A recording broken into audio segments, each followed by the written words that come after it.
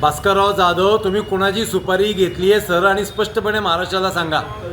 कोणत्या तरी चित्रपटातलं एखादं वाक्य स्टेटस ठेवून तुम्ही महाराष्ट्रात जातीय राजकारण करण्याचा का प्रयत्न करता आहात वारंवार? 5 दिवसाआधी संपलेल्या विषयाला तुम्ही काल परवापासून पुन्हा एकदा चितावणी देत आहात. मूर्खपणाची वक्तव्य करत आहात. काही ना काही स्टेटस ठेवून महाराष्ट्राचा अपमर्द करत आहात. 8 पेशवे आणि 4 शाहू महाराजांमध्ये कधीही कोणतेही वाद झाल्याचा पुरावा तुम्ही आम्हाला दाखवा. आम्ही तुमचं प्रत्येक म्हणणं वाक्य मान्य करू. मग त्या शाहू महाराजांना, छत्रपतीच्या वंशजांना पेशव्यांविषयी काही तक्रार नव्हती, कधी काही वाद नाही, कोणती पत्रव्यवहार तसा नाही.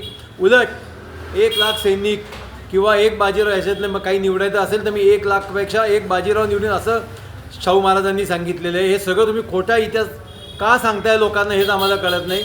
भास्करराव, जातीय पेरणी बंद करा. महाराष्ट्राला आणि तुम्हालासुद्धा हे परवडणार नाही, हे नक्की.